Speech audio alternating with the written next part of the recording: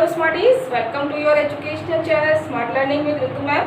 Class 10th students का maths का third chapter चल रहा है pair of linear equation in two variables, जिसमें मैं आपको वर्ड प्रॉब्लम्स करवा रही हूँ। और मैंने जैसे आपको बताया था कि मैं एक कॉन्सेप्ट पर बेस्ड सारी वर्ड प्रॉब्लम्स एक साथ लूँगी। तो अब नेक्स्ट कॉन्सेप्ट है स्पीड, डिस्टेंस और टाइम पर बेस्ड वर्ड प्रॉब्लम्स। और इसमें मैंने यहाँ पर एक्सरसाइज भी मेंशन करी है कि कौन कौन सी एक्सरसाइज का कौन सा क्वेश्चन दिया जा रहा है, तो ये आप देख सकते हैं। चलिए स्टार्ट करते हैं। सबसे पहले एक्सरसाइज 3.6 में सेकंड क्वेश्चन का थर्ड पार्ट है, पढ़िए ध्यान से question. Ruhi travel 300 kilometre to her home partially by train and partially by bus. She takes 4 hours if she travels 60 km by train and remaining by bus. If she travels 100 km by train and remaining by bus, she takes 10 minutes longer. Find the speed of train and bus separately. क्या कहा था आपसे? सबसे पहले तो जो आपको find करना है उसको लेट करें। Late speed of train is x kilometre per our, क्योंकि यहाँ पर डिस्टेंस किलोमीटर में और टाइम आवर्स में गिवन है, तो हमारी यूनिट क्या होगी? Kilometre per hour. And speed of bus is y kilometre per hour. अब क्वेश्चन समझ में आया कि टोटल डिस्टेंस 300 किलोमीटर कवर करनी है, जिसमें कुछ डिस्टेंस बाई ट्रेन कवर हो रही है, कुछ बाई बस। ठीक, तो फर्स्ट केस में आपको गिवन है कि अगर बस ट्रेन से 60 किलोमीटर और रिमेनिंग कितना? 300 माइनस 60 दैट इज 240। ठीक, 240 किलोमीटर बाई बस ट्रैवल हो तो टोटल टाइम लग रहा है 4 आवर्स। ठीक है, आप समझ रहे हैं आपसे। यहाँ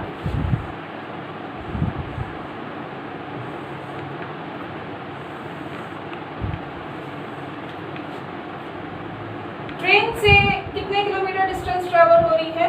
60 किलोमीटर। ठीक है, ट्रेन की स्पीड कितनी है? x। तो ट्रेन से टाइम कितना लगेगा? टाइम इक्वल टू होता है distance upon speed, right? Speed equal to distance upon time और time equal to distance upon speed. तो डिस्टेंस है 60 किलोमीटर, स्पीड है ट्रेन की x किलोमीटर पर आवर, तो टाइम कितना लगा? 60 अपॉन x, राइट? आगे समझो, रिमेनिंग कितना? 300 माइनस 60, ठीक है, राइट? अपॉन किससे ट्रेवल हो रही है ये डिस्टेंस? बाय बस, और बस की स्पीड है कितनी? y। ठीक, तो टोटल टाइम कितना हो गया बाय बस? This one. ठीक है, this is the time by train. अब टोटल टाइम लग कितना रहा है? 4 hours. It is equal to 4, right? आगे देखो, फिर सेकेंड केस में कहा गया कि 100 किलोमीटर बाय ट्रेन, तो ट्रेन से कितना टाइम लगा? Distance upon speed, speed of train. Next, remaining by bus कितना? 300 माइनस 100 रिमेनिंग जर्नी बाय बस, तो बस की स्पीड है y, तो टाइम लगा बाय बस अपॉन y। ठीक है, और टोटल टाइम आपको गिवन है कितना? पढ़ो ध्यान से, 10 मिनट्स लॉन्गर। कहने का मतलब जो टाइम पहले लग रहा था, पहले कितना था? 4 आवर्स, उससे 10 मिनट ज्यादा लगे हैं, तो आप ये कह सकते हैं 4 आवर्स और 10 मिनट। ठीक है, कन्वर्ट अभी हम करेंगे, उसको आपको पूरा समझाऊंगी। पहले आप इक्वेशन समझिए कि इक्वेशन कैसे फॉर्म होगी। ठीक, देखो ध्यान से, तो ये दोनों इक्वेशन फॉर्म है। 60 upon x plus 240 upon y, 300 minus 60 that is 240 upon y equal to 4। And second equation 100 upon x, 300 minus 100 means 200 remaining part upon y equal to 4 hours 10 minute. Okay, अब आगे देखो, 4 आवर्स 10 मिनट को पहले हम hours में convert करते हैं, क्योंकि हमारे पास जो स्पीड है वो किलोमीटर पर आवर है। यहाँ हमने टाइम आवर्स में लिया, तो यहाँ भी आवर्स में ही चेंज करेंगे। ठीक है, तो 10 मिनट को आवर्स में चेंज करेंगे, 10 अपॉन 60 आवर्स। ठीक है, तो ये सॉल्व होके कितना आ जाएगा? 4 प्लस 0 से 0 कैंसिल, 1 अपॉन 6 आवर्स। और इसको सिंप्लीफाई करेंगे तो एलसीएम लेंगे, 6 4 जा 24 और प्लस 1 25 अपॉन 6। आया समझ? ठीक है, यहाँ पर बच्चे मिस्टेक करते हैं, वो डायरेक्ट यहाँ पर इक्वल टू 10 लिख देते हैं। ध्यान रहे ये 10 मिनट लॉन्गर है, मीन्स पहले से 10 मिनट ज़्यादा, तो मीन्स टोटल टाइम कितना 4 आवर्स एंड 10 मिनट, राइट। अब आगे देखो, अब ये दो इक्वेशन हमारे पास बन गई हैं। आप चाहें तो उसको लीनियर इक्वेशन में कन्वर्ट कर सकते हैं, और नहीं तो जैसे मैंने आपको बताया था कि आप यही इसी तरह से कोफिशिएंट्स को सेम करें और एलिमिनेशन मेथड से सॉल्व कर दें। तो मेरे को यहाँ इजी लगा कि मैं पहले 1/x को एलिमिनेट करूँ, तो उसके लिए मैंने फर्स्ट इक्वेशन को 100 से मल्टीप्लाई किया और सेकेंड इक्वेशन को 6 से मल्टीप्लाई किया। तो फर्स्ट इक्वेशन को 10 से मल्टीप्लाई किया, ठीक है, तो ये 600 हो जाएगा। सेकेंड इक्वेशन को 6 से मल्टीप्लाई करेंगे तो ये 600 हो जाएगा। आई बात समझ में? तो ये इस तरह से दोनों इक्वेशंस बन गई, दोनों में 1/x का कोफिशिएंट सेम हो गया। जब ये सेम हो गया तो थर्ड में से फोर्थ को सब्ट्रैक्ट कर दो। इक्वेशन 3 - 4 माइनस करेंगे तो ये आ जाएगा 1200 अपॉन y इक्वल टू 15, 45 - 25, ठीक। तो क्रॉस मल्टीप्लाई किया, y की वैल्यू 1200, 1200 अपॉन 15 और सॉल्व किया तो y की वैल्यू होगी 80। समझना ध्यान से।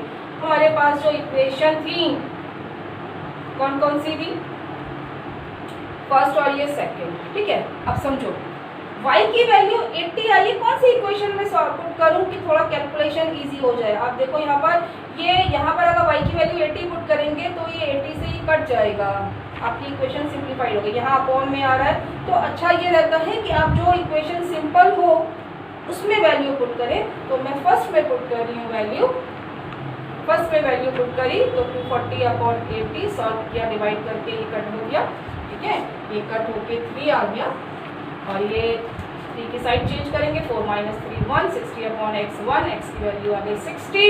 तो डायरेक्ट हमारे पास सॉल्व हो गया। x किया था speed of train, okay, so it is 60 km/h and speed of bus is 80 km/h, ठीक है। नेक्स्ट देखिए,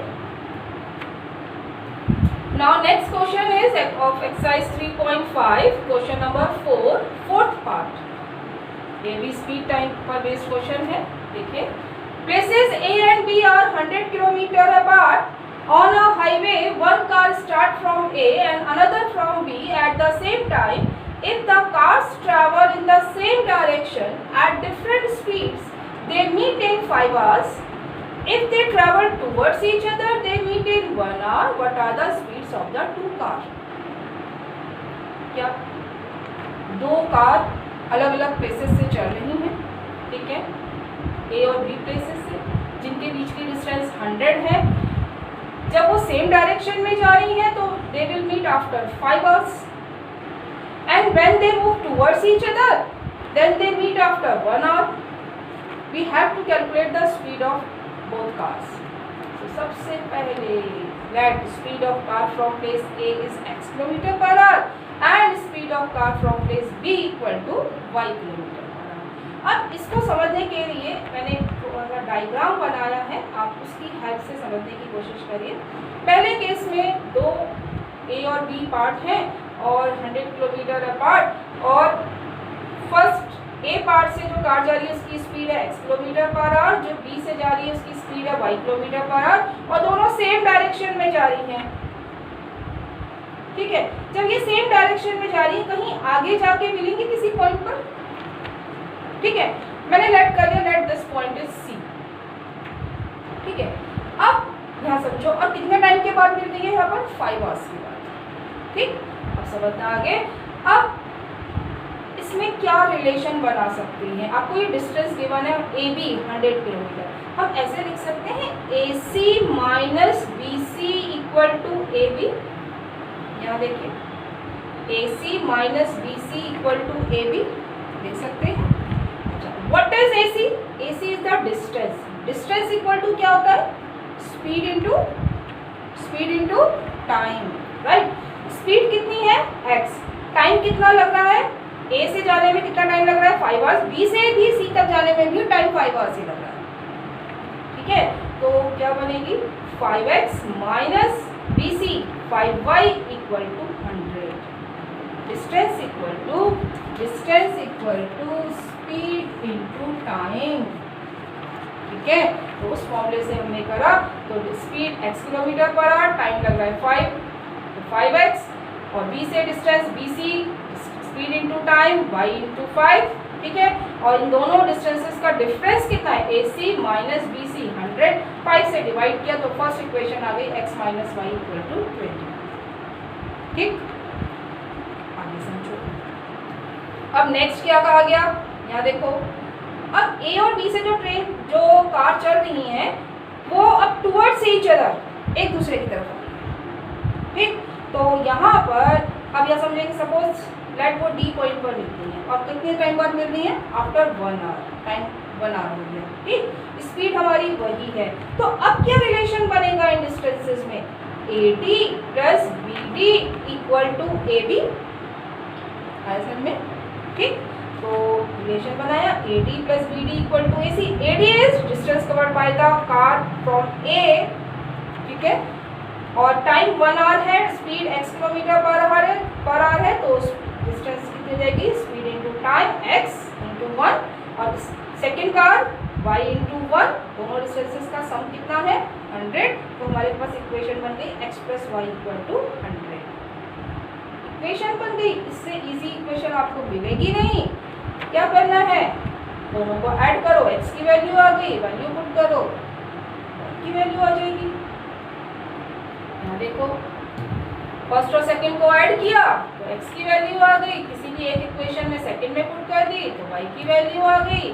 लास्ट में स्टेटमेंट जरूर लिखें, speed of car from place A, उसको हमने x लेट किया था तो x की वैल्यू उल्टा मत कर देना जल्दीबाजी में, ठीक है। और speed of car from place B equal to 40 kilometre per hour, okay. Next exercise 3.7 question number 3, optional exercise है and one of the very important question, समझना ध्यान से। A train covered a certain distance at a uniform speed, if the train would have been 10 km per hour faster, it would take 2 hours less than scheduled time, and if the train was slower by 10 km per hour, it would have taken 3 hours more than the scheduled time. Find the distance covered by the train. इस type का question आपको मैंने previous videos में भी बताया है, जिसमें हमें यहाँ पर देखो एक चीज़ पूछी है, सिर्फ डिस्टेंस, और जो हमारे पास जो वेरिएशंस गिवन है वो स्पीड और टाइम में है, स्पीड कम ज़्यादा हो रही है, टाइम कम ज़्यादा हो रहा है, चेंज हो रहा है, ठीक है। तो हम क्या करते हैं ऐसे क्वेश्चंस में, हम स्पीड और टाइम को लेट करेंगे, अगर स्पीड आ गई, टाइम आ गया तो डिस्टेंस आ जाएगी, ठीक है। देखिए, let speed of train is x kilometre per hour and schedule time, जिस टाइम पर ट्रेन को पहुंचना था, that is y hours, right.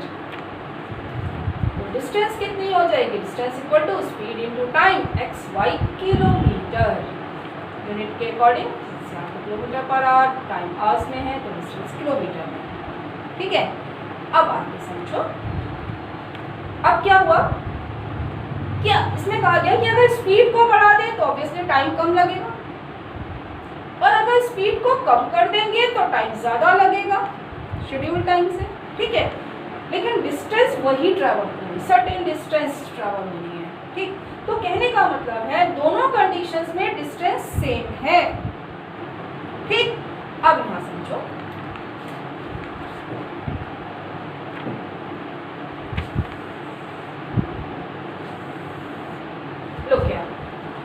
क्या कहा गया फर्स्ट केस में, if the train would have been 10 kilometre per hour faster, पहले स्पीड कितनी थी x, अब कितनी हो गई 10 किलोमीटर फास्टर, x प्लस 10, ठीक। टाइम क्या हुआ 2 आवर्स लेस, पहले टाइम लग रहा था y शेड्यूल टाइम, उससे 2 आवर्स कम टाइम लग रहा है, ठीक। और ये स्पीड है, ये टाइम है, इन दोनों को मल्टीप्लाई करके क्या आएगा, डिस्टेंस, और वो डिस्टेंस किसके इक्वल है, एक्स वाई, ठीक है। आया समझ में, डिस्टेंस तो वही कवर होनी है, बस उस डिस्टेंस में कभी स्पीड कम हो रही है, कभी ज़्यादा हो रही है, स्पीड कम हो रही है तो टाइम ज़्यादा लगेगा, स्पीड बढ़ाएंगे तो टाइम कम लगेगा, ठीक है। तो यहाँ से दोनों से मल्टीप्लाई करके आप सॉल्व कर लेंगे। दूसरी कंडीशन देखो, if the train goes slower by 10 kilometre per hour, अब क्या हुआ, स्पीड 10 किलोमीटर पर आवर कम हो गई, तो टाइम में क्या चेंज आया, टाइम 3 आवर्स ज्यादा लग रहा है, राइट। मल्टीप्लाई करके स्पीड और टाइम को मल्टीप्लाई करके आएगा तो डिस्टेंस ही, ठीक है, और डिस्टेंस सेम है, सो वो किसके इक्वल है, xy के, ठीक है। देखिए ध्यान से,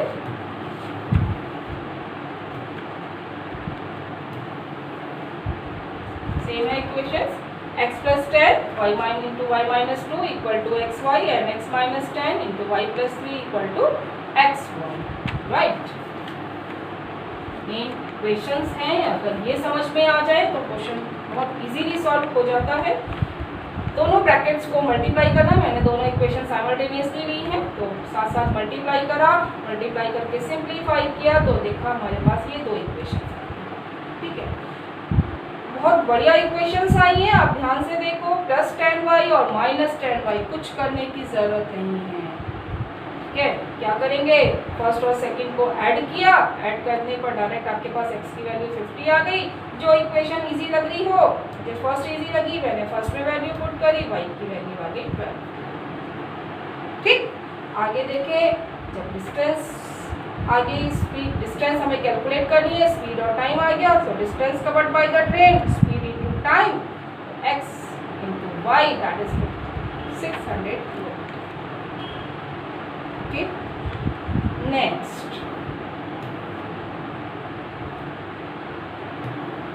yes, next question, exercise 3.6, second question, first part, I can रो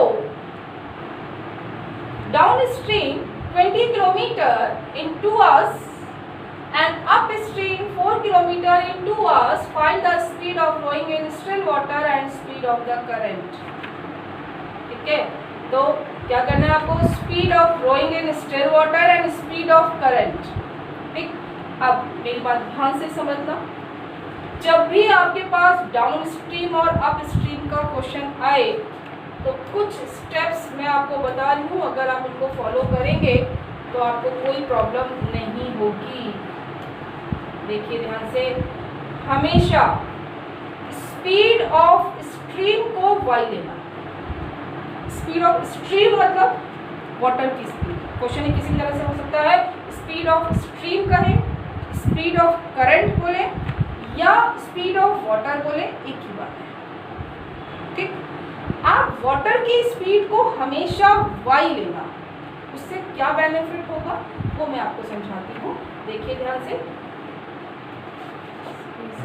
नहीं है, यहाँ देखिए, इसमें होता क्या है, जब हम वाटर की स्पीड मतलब डाउन स्ट्रीम जाएंगे, वाटर के फ्लो की डायरेक्शन में जाएंगे तो हमारी स्पीड बढ़ जाएगी, दोनों की स्पीड ऐड हो जाएगी, ठीक है। कुछ वाटर की स्पीड है, कुछ हमारी स्पीड है, वो दोनों ऐड हो जाएंगे। कुछ अगर अप स्ट्रीम जाएंगे, अप स्ट्रीम मतलब वाटर की डायरेक्शन, वाटर जिस डायरेक्शन में फ्लो कर रहा है उससे अपोजिट डायरेक्शन में जाएंगे, अपवर्ड जाएंगे, ठीक। तो हमारी स्पीड कम हो जाएगी क्योंकि हमें उसके अगेंस्ट जाना है, ठीक। तो उस केस में स्पीड, रिलेटिव स्पीड आती है, speed equal to x plus y in case of downstream and in case of upstream it is x minus y. क्या है समझ में, डाउनवर्ड डाउन स्ट्रीम जाएंगे क्योंकि वाटर डाउन स्ट्रीम फ्लो करता है तो स्पीड ऐड होगी, अप स्ट्रीम में हम वाटर की फ्लो की डायरेक्शन के अपोजिट जाएंगे तो हमारी स्पीड कम होगी, ठीक। अब इसको याद कैसे करोगे, ऐड डाउन, ऐड में डी आता है और डाउन में भी डी आता है, डाउन ऐड, कैसे याद हो जाएगा, अप माइनस, एक का याद करो दूसरे का अपने आप को जाएगा, ठीक है। आप वैसे भी देखो, आप ओवरब्रिज में आप जब डाउनवर्ड आते हैं तो आपकी स्पीड बढ़ जाती है ना, तो ऐड करना है, अपवर्ड जाते हैं तो सब्ट्रैक्ट करना है, स्पीड कम हो जाती है, राइट।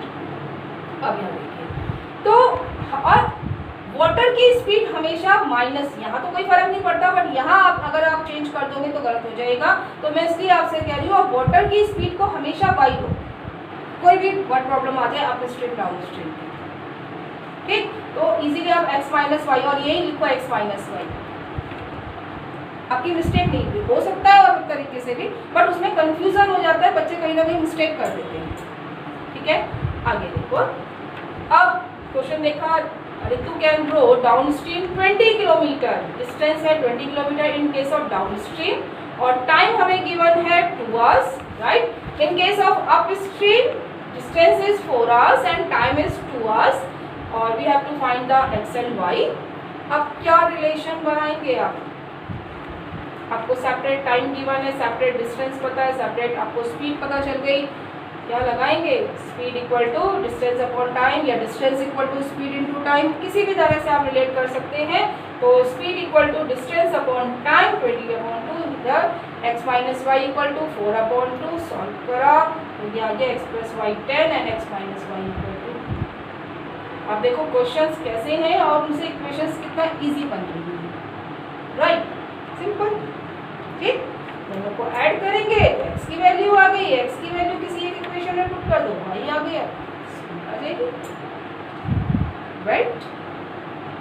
आगे देखिए, one of the most most most important question, very very very very important question, example number 19, very important, फिर समझो इसको।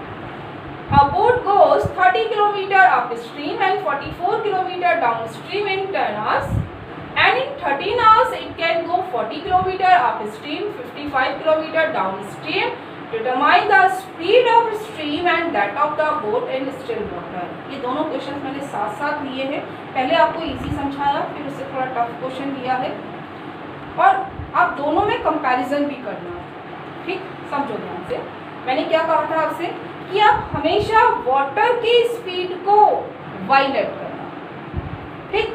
तो यहाँ पर आपसे देखो पहले लिखा है स्पीड ऑफ स्ट्रीम, आप जल्दीबाजी में स्पीड ऑफ स्ट्रीम को एक्स मत करो, वाइलेट करो उसको, ताकि जब आप डाउन अप स्ट्रीम में निकालो तो अप स्ट्रीम में आपकी स्पीड एक्स माइनस वाई, आपको याद है एक्स माइनस वाई, वरना उल्टा करना पड़ेगा, वाई माइनस है, कहीं ना कहीं कैलकुलेशन मिस्टेक कर दोगे, ठीक है। तो speed of boat in still water is x kilometre per our, speed of stream is y kilometre per hour. अब यहाँ समझो, फिर उसी तरह से हम यहाँ एक साइड अप स्ट्रीम एक साइड डाउन स्ट्रीम लिख के सारी वैल्यूज लिखते हैं, कुछ जो मिस्टेक्स होती हैं उसको समझना। यहाँ पर मेरे पास पहले डाउन स्ट्रीम था फिर अप स्ट्रीम था, तो मैंने यहाँ डाउन स्ट्रीम पहले ले लिया, अप स्ट्रीम बाद में लिया, ताकि जब आप वैल्यूज पुट करो तो जल्दीबाजी में कोई मिस्टेक ना करो, ठीक है। यहाँ देखो, यहाँ क्या फर्क है, यहाँ आपको अप स्ट्रीम पहले दिया है, डाउन स्ट्रीम बाद में दिया, आप उसी के अकॉर्डिंग करो, आप पहले अप स्ट्रीम लिख दो फिर डाउन स्ट्रीम लिख दो, ठीक। अब हम वैल्यू पुट करते हैं, क्या क्या, सबसे पहले तो स्पीड, अभी आपको बताया था अपवर्ड अपोजिट डायरेक्शन में जाएंगे तो नेगेटिव होगी, डाउन स्ट्रीम हमेशा ऐड होगी, ठीक है, एक्स प्लस वाई, और अप स्ट्रीम में एक्स माइनस वाई, ठीक। आगे समझो, अब क्या दिया है, अप स्ट्रीम में डिस्टेंस कितनी है 30 किलोमीटर और डाउन स्ट्रीम में डिस्टेंस है 44 किलोमीटर, ठीक। और ये जो हमें टाइम दिया है 10 आवर्स, ये कौन सा टाइम है, डाउन स्ट्रीम और अप स्ट्रीम कौन सा टाइम दिया, फिर पढ़ते हैं। अ boat goes 30 kilometre up stream and 44 kilometre down stream in 10 hours, means कौन सा टाइम है, ये दोनों का टोटल टाइम है। अप स्ट्रीम डाउन स्ट्रीम दोनों तरह से इतनी डिस्टेंसेस कवर करने में टोटल टाइम लग रहा है 10 आवर्स।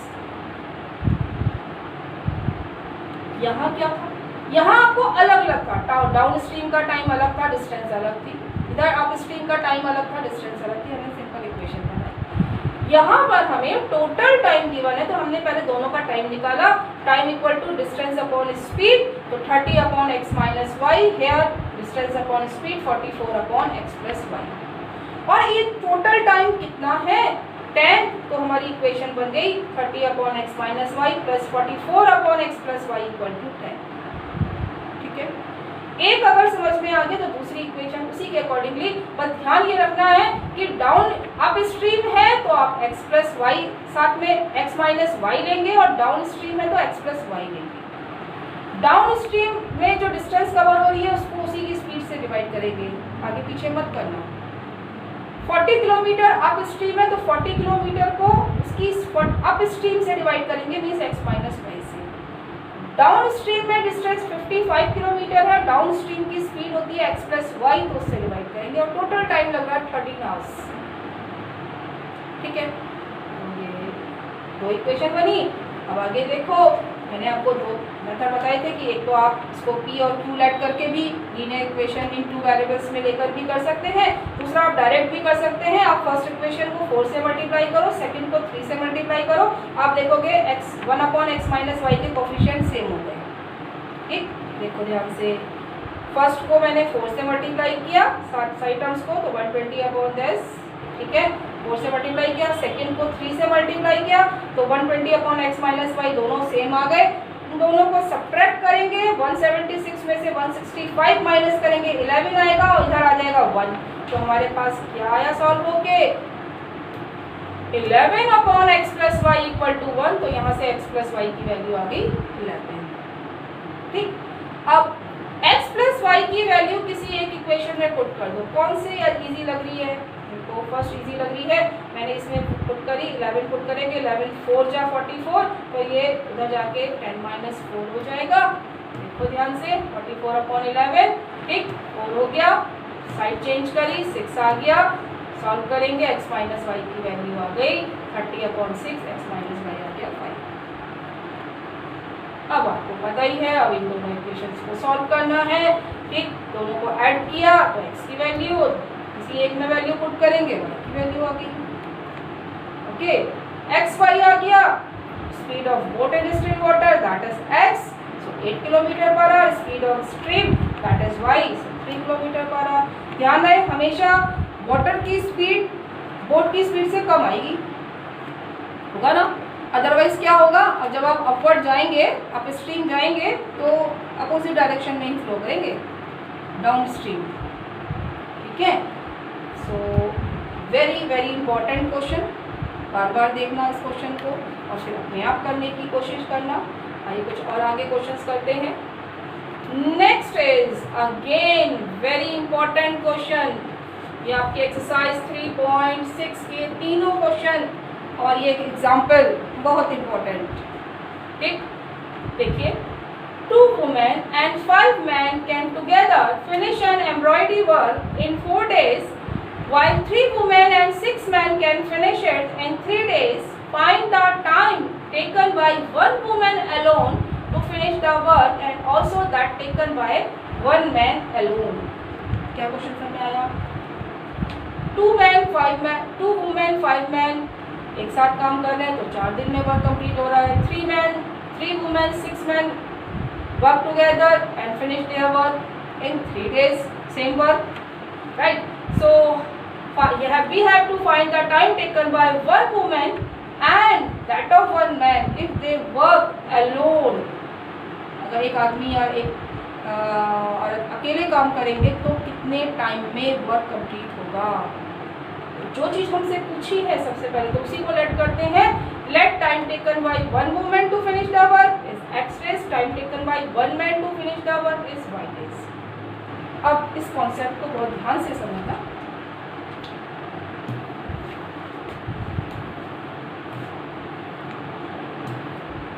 यहाँ देखिए,